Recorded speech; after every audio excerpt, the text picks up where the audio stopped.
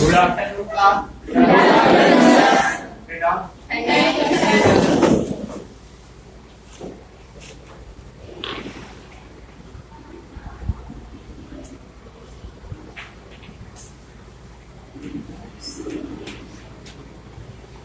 चौबीस 7/2017 आज हम शिक्षा की संकल्पना के बारे में अध्ययन करेंगे। शिक्षा की संकल्पना।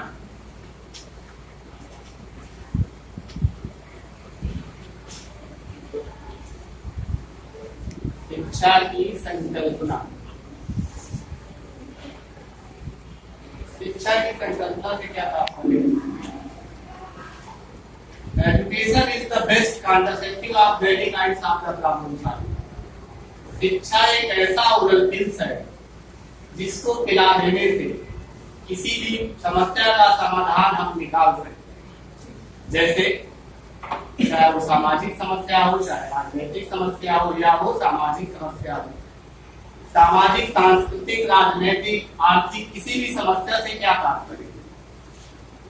यदि व्यक्ति शिक्षित है, उसके पास चाहे इतने सीमित संसाधन हो, लेकिन क्योंकि वह शिक्षित है तो उतने में से ही अपने परिवार को, घर को कैसे चलाना है, उतने में से ही वो अपनी व्यवस्था कर लेगा। आर्थिक सोर्स उसके पास यदि बहुत अधिक नहीं भी है तो जितना भी उसके पास संसाधन मुहैया है उतने में से ही वो अपने घर परिवार को चलाने के लिए उचित व्यवस्था कर लेगा। और यदि वो शिक्षित नहीं है तो चाहे जितना उसको धन दे दिया जाए उसमें भी वह अपने परिवार का भरण पोषण नहीं कर पाएगा। सामाजिक समस्याएं बहुत सारी होती हैं। घर को कैसे चलाना है, समाज में अपना स्थान कैसे रखना है, बहुत सारी समस्याएं होती हैं। समाज में हम कैसे अपना स्थान बनाकर रखें, शिक्षा उसमें हमारी एक अहम मददगार। यदि शिक्षित है व्यक्ति तो समाज में अपना स्थान बहुत अच्छा हम कायम कर सकते हैं। आप देखते होंगे कि समाज में पढ़े लिखे लोगों की कैसी स्थिति होती है और जो व्यक्ति पढ़ा लिखा नहीं होता, निरक्षर होता है, अनपढ़ होता है, उसकी क्या स्थिति होती है। राजनैतिक दृष्टि से यदि हम समस्या के समाधान को लेकर चर्चा करें तो दो तरह की समस्याएं होती हैं। एक होती है इंटरनेशनल और एक होती है इंटरनेशनल, अंतरराष्ट्रीय और अंतरराज्यीय। हम देखते हैं सारे लोग पढ़ते होंगे, सरकार, प्रशासन, हमारी सरकार में जो लोग बैठे हैं वो कैसे लोग? यदि वो शिक्षित नहीं है तो हमारे भारत देश का पाकिस्तान के साथ कैसा सामंजस्य होना चाहिए, चाइना के साथ कैसा सामंजस्य होना चाहिए, रसिया के साथ कैसा सामंजस्य होना चाहिए, इन सब देशों के साथ कैसे तालमेल करना है। अभी आप देख लें, पाकिस्तान हमारा पड़ोसी देश है, हमसे बहुत कमजोर है। प्रतिदिन वो कोई ना कोई अपनी गतिविधि जारी रखता, अमानवीय गतिविधि जारी रखता। यदि हम भी उसी तरह की अमानवीय गतिविधि को जारी रखें अपनी तरफ से तो कितना बड़ा नुकसान हो जाएगा, शायद इसकी परिकल्पना हम नहीं कर सकते। क्योंकि हमारे यहाँ के सारे लोग जानते हैं, शिक्षित हैं कि इसका इन फ्यूचर भविष्य में क्या प्रभाव पड़ेगा। यदि मान लीजिए पाकिस्तान के साथ जिस तरह से वो हरकत कर रहा है उसी तरह से हम भी हरकत करना प्रारंभ कर दें तो एक युद्ध की स्थिति पैदा हो जाएगी। और यदि युद्ध की स्थिति पैदा हो जाएगी तो युद्ध की स्थिति पैदा होगी तो क्या होगा? विकास अवरुद्ध होगा। सर्वप्रथम विकास अवरुद्ध होगा। जब विकास अवरुद्ध होगा तो हमारा जीवन स्तर कहाँ चला जाएगा? बहुत निम्न स्तर का हो जाएगा। तो हमें इन सब चीजों से बचकर रहना है। और ये समझ हमें कैसे आएगी? यदि हम शिक्षित होंगे तभी तो ये समझ आएगी, यदि हम शिक्षित नहीं होंगे तो ये समझ नहीं आएगी। और जिस तरह की पाकिस्तान अमानवीय कृत्य हमारे देश के साथ कर रहा है, उसी तरह का अमानवीय कृत्य हम भी करना चाहते हैं। अंतरराज्यीय समस्या क्या हो सकती है? अंतरराज्यीय समस्याओं में बहुत सारी समस्याएं होती हैं जो एक प्रदेश की दूसरे प्रदेश से बहुत सारी समस्याएं। कोई एक दो समस्या बता सकते हैं? अभी आपने देखा होगा कावेरी जल विवाद चलता है कि एक राज्य का दूसरे राज्य के साथ क्या है? विवाद। यदि दोनों राज्यों के बीच सामंजस्य ना बिठाया जाए तो दोनों राज्यों के बीच क्या हो जाएगा? विवाद छिड़ जाएगा। जब विवाद छिड़ जाएगा तो विकास की बात पीछे हो जाएगी, हम केवल लड़ाई में ही लगेंगे।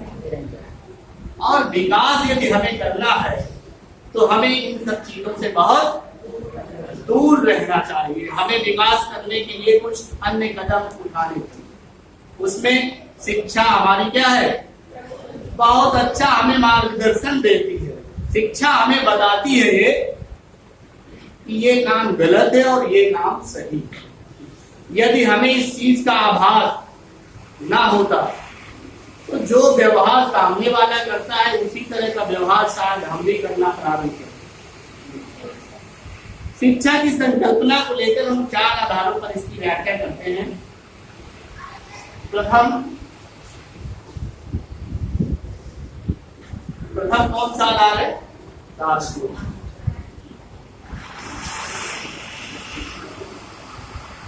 दूसरा कौन सा आधार है? समाजशास्त्रीय आधार।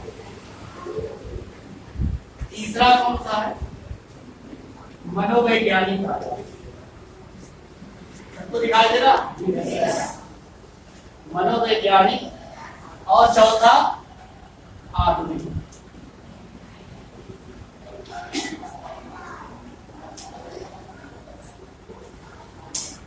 यहां तक स्पष्ट है? दार्शनिक दृष्टिकोण क्या हो सकता है? शिक्षा को जब हम दार्शनिक दृष्टिकोण के आधार पर पढ़ते हैं तो शिक्षा ये कहती है कि व्यक्ति अपने आप में व्यापक है, उसके अंदर सब कुछ समाहित है। आवश्यकता इस बात की है कि जो भी उसके अंदर समाहित है उसको कैसे निकाला जाए, उसको निकाल कर उसका सर्वांगीण विकास। समाजशास्त्रीय आधार क्या कहता है? समाजशास्त्रीय आधार ये कहता है कि शिक्षा 2 या 2 से अधिक समाज में 2 या 2 से अधिक व्यक्तियों के बीच परस्पर संबंध को बताती है। मनोवैज्ञानिक दृष्टिकोण क्या कहता है कि शिक्षा कुछ दृष्टिकोण से अपने आप में सर्वमान्य है। आधुनिक दृष्टिकोण क्या कहता है? आधुनिक दृष्टिकोण ये कहता है कि व्यक्ति के को जो शिक्षा दी जा रही है सिर्फ विद्यालय तक सीमित ना हो, परिवार तक सीमित ना हो। हम देखते हैं कि शिक्षा जब हम देते हैं तो हम देखते हैं कि हमने बोल दिया, आपने पढ़ लिया, उसके बाद बात खत्म हो जाती है। आधुनिक दृष्टिकोण हमारा ये बताता है कि शिक्षा में पढ़ाई के साथ साथ नई नई चीजों की खोज कैसे। जैसे आप देखते हैं कि हम पढ़ाई जब करते हैं, पढ़ाई खत्म होने के पहले एक स्टेप होता है रिसर्च। रिसर्च करते हैं। जो भी जिस स्ट्रीम का विद्यार्थी है वो इस स्ट्रीम से वो रिसर्च करता है। रिसर्च का मतलब क्या होता है? रिसर्च का मतलब होता है जो खोजा जा चुका है उसको पुनः सर्च नहीं करते, हम रिसर्च करते हैं। जो खोज हुई है उनमें और क्या जरूरी है और क्या बचा हुआ है उस पर हम रिसर्च करते हैं कि उसको किस तरह से हम उस पर नई नई चीजों का समावेश करें, खोज करके। ये हमारा आधुनिक दृष्टिकोण होता है। अब आते हैं हम शिक्षा की। शिक्षा की बात चल रही है। शिक्षा आपको पता होना चाहिए कि शिक्षा अंग्रेजी भाषा के किस शब्द से बना है? एजुकेशन। एजुकेशन शब्द से बना हुआ है और अंग्रेजी का यह एजुकेशन शब्द इन दो शब्दों से मिलकर बना है। अंग्रेजी का ये जो एजुकेशन शब्द है ये दो शब्दों से मिलकर बना है। और कौन से? E plus ड्यूको। E plus ड्यूको। ई का मतलब क्या होता है? ई का मतलब होता है अंदर और ड्यूको का मतलब होता है बाहर। यानी कि इसका तात्पर्य है कि बच्चे के अंदर सब कुछ समाहित है, वो पूरा कागज नहीं है, सब कुछ भरा हुआ है। शिक्षक का काम क्या होता है? उसके अंदर जो भी भरा हुआ है, जो भी उसके अंदर टैलेंट है, जो भी प्रतिभा है, उसको बाहर लाया जाए।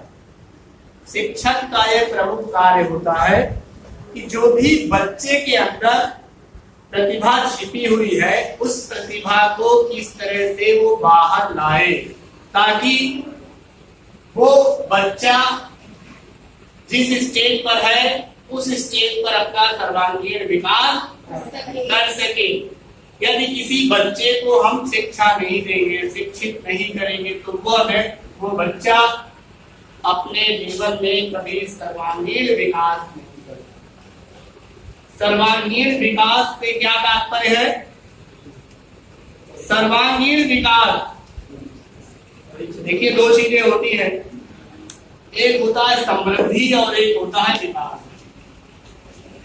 समृद्धि और विकास दो अलग अलग शब्द हैं। समृद्धि का मतलब होता है ग्रोथ और विकास को अंग्रेजी में क्या कहते हैं? डेवलपमेंट।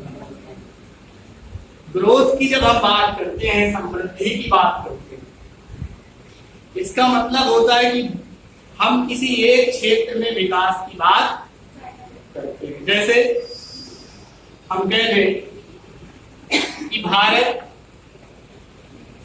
समृद्धि कर रहा है, वहीं पर हम कहते हैं भारत विकास। दो शब्द। जब हम कहते हैं कि भारत विकास कर रहा है तो इसका मतलब होता है कि भारत सामाजिक, आर्थिक, राजनीतिक, सांस्कृतिक सारी तरह से उसके जो जितने भी पहलू हैं, हर पहलू विकास को लेकर गतिशील हैं।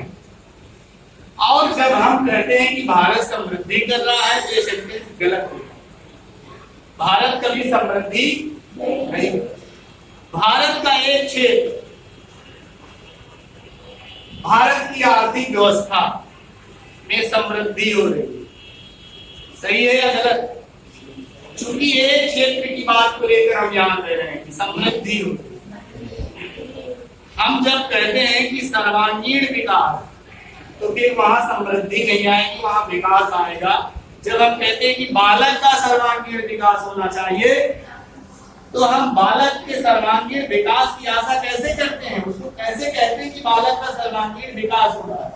उसका मन का जो दिमाग है उसका भी विकास हो रहा है, हाथ पैर भी बढ़ रहे हैं, शरीर भी बढ़ रहा है, उसका हर तरह से क्या हो रहा है?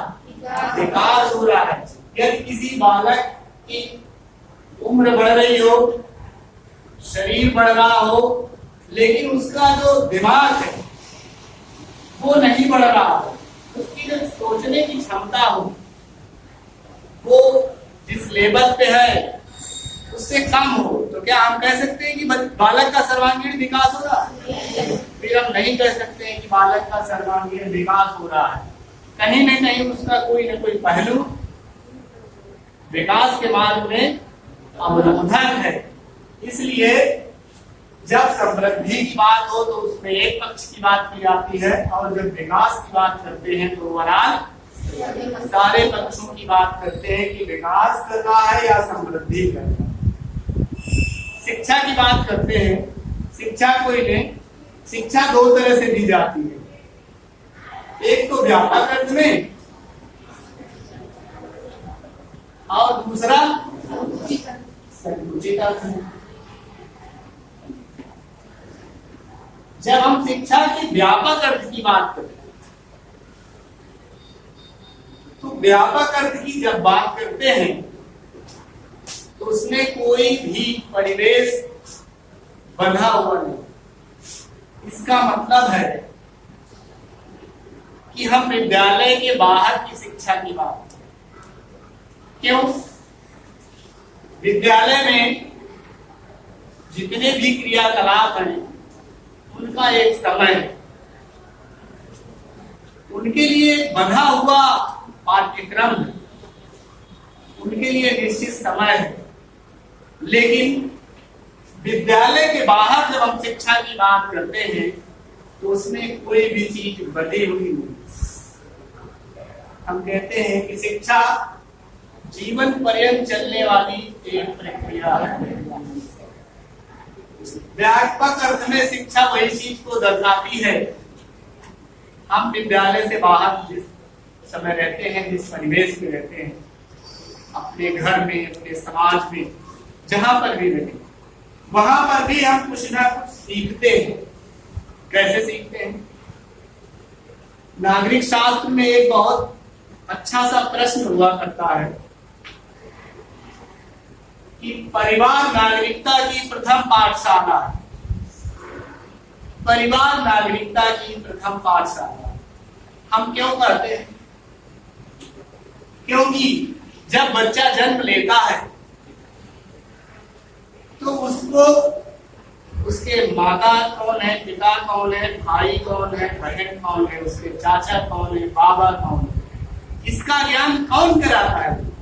इसका ज्ञान उनको उनके परिवार के लोग, उनके माता पिता, ये उसको ये ज्ञान कराते हैं कि बेटा ये आपके दादा हैं, दादी हैं, ये आपकी चाची हैं और ये चाचा हैं। इस बात का आभास बच्चे को उसकी मां कराती है। इसीलिए कहा जाता है कि परिवार नागरिकता की प्रथम पाठशाला। जब तक बच्चा चलने नहीं लगता, ठीक से बोलने नहीं लगता, तब तक परिवार के ही वो सानिध्य में रहता है, तब तक वो बाहरी परिवेश में प्रवेश नहीं करता। जब बच्चा विद्यालय आ जाता है तब वो बाहरी परिवेश में प्रवेश करता। इसके पहले वो कहाँ रहता है? अपने घर में रहता है, परिवार के साथ रहता है, और परिवार ही उसको ये शिक्षा देता है कि ये पिताजी हैं, ये दादाजी हैं, ये चाची है, ये चाचा है, और ये काम गलत है, ये काम सही है, इसको छुओगे तो जल जाओगे, यहाँ से कूदोगे तो चोट आ जाएगी। इस बात का आभास आपको कौन कराता है? आपके परिवार के सदस्य इस बात का आपको आभास कराते हैं। व्यापक अर्थ में शिक्षा से तात्पर्य यही है कि जब हम विद्यालय परिवेश के बाहर कुछ सीखते हैं, सीखने का मतलब ये नहीं होता कि हम विद्यालय आए, यहाँ पर जो गुरुजनों ने हमें शिक्षा दी उतने से ही काम चल जाए। व्यापक अर्थ में जब हम शिक्षा ग्रहण करते हैं समाज में रहकर, तो आप देखते होंगे कभी कभी कुछ सीख हमको उन लोगों से भी मिल जाती है जो हमसे बहुत निम्न कोटि के भी लोग, उनसे भी हमें कुछ ऐसी सीख मिल जाती है जो हमारे जीवन के लिए बहुत उपयोगी होती है। और हमें समाज में रहकर हमेशा सीखने का प्रयास करना चाहिए। ऐसा नहीं कि हम एमए पास हो गए, हमने रिसर्च कर लिया, तो वहीं से हमारी पढ़ाई और हमारा जो सीखना है वो बंद हो गया। हमें तालाब के पानी की तरह अपनी शिक्षा को ठहराव के रूप में नहीं रखना होता। हमें इस तरह से हरिद्वार में गंगा बहती है, कल कल कल कल, बिल्कुल स्वच्छ पानी, ठंडा पानी, अपनी शिक्षा को उस तरह से बहाव देना। और वो बहाव कब आएगा? जब हम निरंतर सीखने का प्रयास करें, तब वो बहाव आ सकता। अन्यथा क्या होगा कि एक जैसे तालाब में ठहरा हुआ पानी धीरे धीरे गंदा हो, उस भांति हमारा ज्ञान भी क्या हो जाएगा? शून्य में चला जाएगा। और जब शून्य में चला जाएगा तो फिर क्या होगा? हम शिक्षित नहीं कहलाएंगे, हम सभ्य नहीं कहलाएंगे। हमारी गिनती भी उसी श्रेणी में होगी जिस श्रेणी में अशिक्षित लोग हैं। इसलिए व्यापक अर्थ में जो शिक्षा का तात्पर्य है, उसका मतलब यही होता है कि हम निरंतर कुछ न कुछ सीखते रहें, अपने अंदर नए बदलाव लाते रहें, जिससे कि हमारा सर्वांगीण विकास हो सके। संकुचित अर्थ में शिक्षा का क्या अर्थ है? संकुचित अर्थ में शिक्षा का तात्पर्य यही है कि उसमें शिक्षा देने लेने, शिक्षक, शिक्षार्थी और उसका जो पाठ्यक्रम होता है, उसी के इर्द गिर्द ही शिक्षा दी जाती है। एक व्यवस्थित परिवेश होता है, एक कमरा है, यहीं पर आपको शिक्षा दी जा सकती है। लेकिन यदि व्यापक अर्थ में आप देखें तो व्यापक अर्थ में कोई भी परिवेश हो सकता है, उसमें कमरा ही पर्याप्त नहीं होता। आपका घर भी हो सकता है, समाज भी हो सकता है, बाग भी हो सकता है, बगीचा भी हो सकता है। लेकिन यहाँ पर क्या है? यहाँ पर शिक्षा का एक निश्चित स्थान है, निश्चित पाठ्यक्रम है, और उसी परिस्थिति में हम आपको शिक्षा देते हैं और आप शिक्षा ग्रहण करते हैं। गांधी जी ने कहा कि शिक्षा ऐसी नहीं होनी चाहिए कि जिसका सरोकार व्यक्ति के सर्वांगीण विकास से ना हो। गांधी जी ने कहा, क्योंकि आदर्शवादी विचारक हैं गांधी जी, और गांधी जी प्रयोजनवाद में भी विश्वास करते हैं। उनका मतलब यह है कि व्यक्ति को जो शिक्षा दी जाए वो सिर्फ किताबों तक सीमित ना, उसका तात्पर्य होना चाहिए कि जब बच्चा पढ़ लिख कर उस परिवेश से बाहर जाए तो फिर उसको रोजगार ढूंढने की आवश्यकता ना पड़े। वो अपने आप में इतना स्किल्ड होकर निकले, उसके अंदर इतने कौशल भर दिए जाए कि जब वो उस परिवेश से अपने समाज में आए तो उसको नौकरी ढूंढने की आवश्यकता ना पड़े। उसके अंदर इतना कौशल खुद भर दिया जाए कि वो अपने घर में रहकर, अपने समाज में रहकर अपने जीवन यापन के लिए कुछ ना कुछ कर ले। जैसे अभी हमारी भारत सरकार एक कार्यक्रम चला रही है, कौशल विकास मिशन। इसका तात्पर्य क्या है?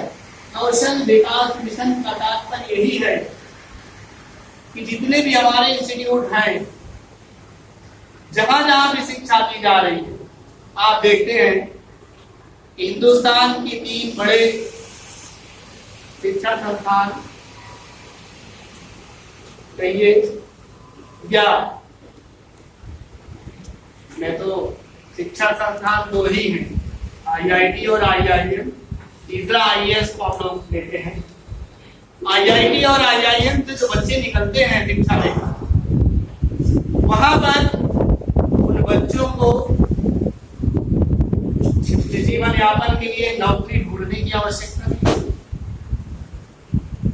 बच्चे IIM से और IIT से जब निकलते हैं तो उनको उनके प्लेसमेंट के लिए खुद देश विदेश की बड़ी बड़ी कंपनियां वहां पर खुद उनका इंतजाम करती हैं कि ये बच्चे बाहर निकल करके आए और हमारे यहाँ पर चलें और हमारे यहाँ पर हमारी फर्म का विकास करें। जिस सेक्टर में जाए, जिस सेक्टर में उनको जाना है, वो अपने सेक्टर में जाकर उनका विकास करें। ये तो बहुत बड़ी चीजें हैं, लेकिन हम प्राइमरी शिक्षा की बात कर रहे हैं, हम प्राथमिक शिक्षा की बात कर रहे हैं। यदि बच्चे के अंदर जैसे जितने भी सिलेबस में आपके रखा गया है, हस्तशिल्प रखा गया है, शारीरिक शिक्षा रखी गई है, इसका क्या मतलब है? जो आर्ट्स क्राफ्ट का जो सिलेबस आपके कोर्स में रखा गया है, उसका मतलब ही इसके डेवलपमेंट है, कौशल विकास करना है कि जब आप पढ़ करके निकले तो कुछ कौशल आपके अंदर हो। यदि आपको अपने जीवन यापन करने के लिए किसी तरह की समस्या आ जाए तो अपने कौशल का प्रयोग करके आप अपना जीवन यापन कर सकें। इसलिए इस बात को हमारी भारत सरकार ने बड़ी गंभीरता से लिया और जैसे 2014 में आदरणीय मोदी जी की सरकार बनी तो उन्होंने इसके लिए एक स्पेशल मंत्रालय में एक स्पेशल व्यवस्था की, कौशल विकास मिशन उन्होंने चलाया। उस मंत्रालय के मंत्री कौन है? राजीव प्रताप रूडी उस मंत्रालय का कार्यभार देख रहे। तो गांधी जी ने जो शिक्षा की संकल्पना उस समय की थी, कब? 1937 में। गांधी जी 1937 में वर्धा शिक्षा सम्मेलन गुजरात में आयोजित किया गया था। उस वर्धा शिक्षा सम्मेलन में उसकी अध्यक्षता गांधी जी ने। और जो आज आपको शिक्षा व्यवस्था में बदलाव दिख रहा है, ये बदलाव उस समय के बुद्धिजीवियों ने उस समय सोच लिया था कि हमें यदि अपनी शिक्षा व्यवस्था को बेहतर करना है तो उसके अंदर ये बदलाव लाने। उस समय उन्होंने पढ़ाने का जो समय है, टाइम टेबल है, उसको भी डिसाइड किया। यदि 5.5 घंटे शिक्षा दी जाए तो 3 घंटे 20 मिनट उनको कौशल विकास की शिक्षा, बाकी शिक्षा उनके अन्य चीजों के लिए दी जाए। तो प्रयोगवाद, प्रयोजनवादी शिक्षा पर उन्होंने उस समय भी बल दिया और व्यक्ति को आत्मनिर्भर बनाने की शिक्षा देने पर वो प्रयास करते हैं। बहुत सारे विचारकों ने अपने अपने मत दिए।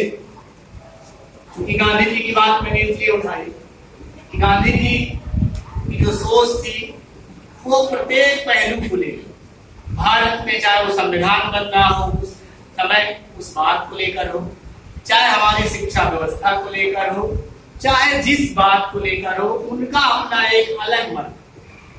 और वो बहुत नीचे स्तर से बात को सोचते थे और ऊंचे स्तर से बात को नहीं सोचते कि जो समाज की मुख्य धारा से जो व्यक्ति जुड़ा हुआ नहीं है, समाज की मुख्य धारा से जो वंचित वर्ग है, उसके लिए कौन सी योजना बनाई जाए कि उसको ऊपर लाए। क्योंकि समाज का जो उच्च वर्ग है, मध्यम वर्ग है, वो तो अपना जीवन यापन किसी तरह से कर रहा है, लेकिन जो निम्न वर्ग है, जो बिल्कुल अशिक्षित है, इसीलिए वो निम्न वर्ग में है। तो किस तरह से उसको शिक्षित किया जाए और किस तरह की उसको शिक्षा दी जाए जिससे वो अपना सर्वांगीण विकास कर सके।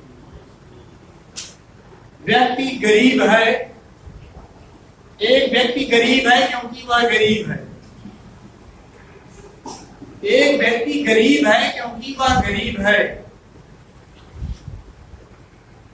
हमारी आर्थिक व्यवस्था की परिभाषा है एक छोटी सी, व्यक्ति गरीब है क्योंकि वह गरीब है, एक देश गरीब है क्योंकि वह गरीब है। तो गांधी जी ने संकल्पना की आजादी के पहले कि व्यक्ति, देखिए 3 पहलू होते हैं। व्यक्ति गरीब है इसलिए उसका जो जीवन स्तर है वो बहुत निम्न स्तर का है। उसके जीवन स्तर को यदि उठाना है तो उसको पहले शिक्षित करना पड़ेगा। यदि वो शिक्षित नहीं होगा तो उसका जीवन स्तर ऊपर उठ ही नहीं सकता। इसीलिए आपने देखा होगा जब गांधी जी साउथ अफ्रीका गए थे तो वहां जो अश्वेत लोगों के साथ भेदभाव होता था उसका कारण यही था कि वहां पर इतने भी भारतीय वहां पे थे वो शिक्षित नहीं थे।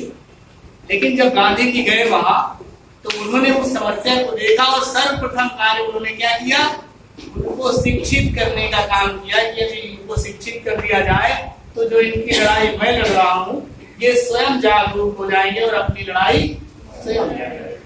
इसीलिए गांधी जी ने जब 1937 में वर्धा शिक्षा सम्मेलन का आयोजन हुआ, बेसिकली जो वर्धा शिक्षा सम्मेलन था वो शिक्षा के लिए कोई विशेष सम्मेलन आयोजित नहीं किया गया था, उस आयोजन का मकसद कुछ और था। लेकिन उसके जो प्रमुख थे वो गांधी जी के मित्र थे और उन्होंने जब गांधी जी से मशवरा किया कि हम एक सम्मेलन आयोजित करने जा रहे हैं तो गांधी जी ने उसका नामकरण वर्धा शिक्षा सम्मेलन किया और उसकी अध्यक्षता खुद गांधी जी ने की।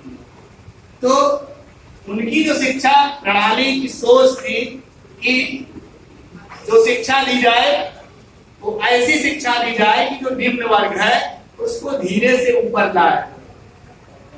जब उसका शिक्षा का स्तर ऊपर आ जाएगा तो वो अपने जीवन के स्तर को अपने आप धीरे से ऊपर ले आएगा। जैसे आप देखें हमारे सभी के साथ ये उदाहरण लागू होता है। हम में से जितने लोग यहाँ पर बैठे हुए हैं बहुत सारे ऐसे भी अशिक्षित हैं यहाँ जिनके माता पिता बिल्कुल पढ़े लिखे नहीं। इवन बहुत सारे लोग हैं जिनके माता पिता पढ़े लिखे नहीं लेकिन अपने बच्चों को पढ़ाते हैं। क्यों?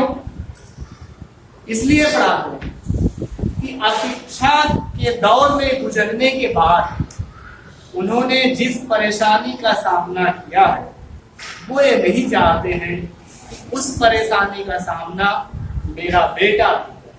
इसलिए आप देखते हैं कि माता पिता किसी के भी ये वो नहीं चाहते हैं कि मेरा बच्चा विद्यालय ना जाए, शिक्षा ग्रहण ना करे। कभी भी उनके माता पिता की ये सोच नहीं। यदि ये सोच उनकी भी होती कि हम भी पढ़ नहीं पाए, हमारे माता पिता ने तो हमको नहीं पढ़ाया तो हम अपने बच्चों को क्यों पढ़ाएं। यदि उनकी भी ये सोच होती तो शायद आप लोग यहाँ पर बैठे नहीं होते। और जो समस्या उन्होंने फेस की है, जो समस्या उन्होंने सही है, तो वो अकेले उस समस्या को बर्दाश्त कर रहे थे और उस समस्या के भागीदार कहीं आप लोग भी हो जाते। तो पहली बात तो ये है कि वो समस्या का सामना आपको ना करना पड़े। जो मुश्किलें उन्होंने उठाई हैं वो मुश्किलों का सामना आपको ना करना पड़े। इसलिए वो आपके जीवन स्तर को बेहतर करने के लिए आपको विद्यालय स्कूल भेजते हैं और अच्छी शिक्षा देने के लिए प्रयत्नशील है। खुद कपड़े नहीं बनवाते लेकिन आपको बहुत अच्छे कपड़े देते। खुद नहीं अच्छा खाते लेकिन आपको बहुत अच्छा खाना खिलाते। क्यों? इसलिए कि जो आपकी मूलभूत आवश्यकता है उससे आप वंचित ना। ये आपका आधारभूत है। शिक्षा हमारी क्या है? आधारभूत संरचना में गिनी जाती है। और आधारभूत संरचना क्या होता है? जिस पर विकास टिका होता है, जिस पर विकास निर्भर होता है। यदि आपको शिक्षा न दी जाए तो विकास की संकल्पना हम करेंगे। देखते हैं कि हम शिक्षित होने के बाद ही जब हम अच्छी शिक्षा प्राप्त करते हैं तभी तो हम अपना रूट डाइवर्ट करते हैं। कोई डॉक्टर बन रहा है, कोई इंजीनियर बन रहा है, कोई सिविल सर्वेंट बन रहा है। ये कैसे संभव हो पा रहा? शिक्षा के द्वारा और अच्छी शिक्षा के द्वारा। शिक्षा ग्रहण करना, अच्छी शिक्षा ग्रहण करना, इसमें बहुत अंतर। तो हमें अच्छी शिक्षा ग्रहण करके हमारे सामने जो भी परिवेश आएगा, क्योंकि आप सारे लोग भावी शिक्षक बैठे हुए और शिक्षक होने के नाते हम ये नहीं चाहेंगे कि जिन बच्चों को हम पढ़ाएं वो बच्चे हमसे नीचे रहे। समस्या का सामना है, नौकरी के लिए दर दर भटके, रोजगार के लिए दर दर भटके, कोई उनके अंदर ऐसी कला ना हो। ऐसी शिक्षा का क्या मतलब? ऐसी शिक्षा का कोई मतलब नहीं हो। जब हम पढ़ते हैं कि शिक्षा का हमारे जीवन में क्या महत्व है, यदि हम महत्व की बात करते हैं कि शिक्षा का हमारे जीवन में क्या महत्व है, तो हम क्या बात करते हैं? यही सारे महत्व हैं। यदि हम शिक्षित नहीं होंगे तो हम अपने जीवन स्तर को सुधार नहीं